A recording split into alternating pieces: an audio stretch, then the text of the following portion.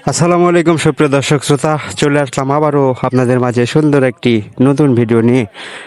নওগাঁ জেলা আত্রাই উপজেলা বিশা ইউনিয়ন সমসপাড়া বাজারে আজকে ধানের বাজার একটু বাড়তির দিকে।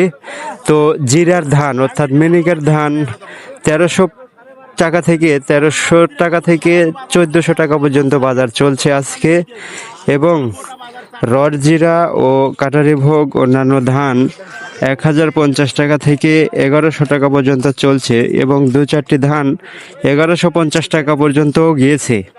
তো আস্তে আস্তে ধানের বাজার বাড়ছে।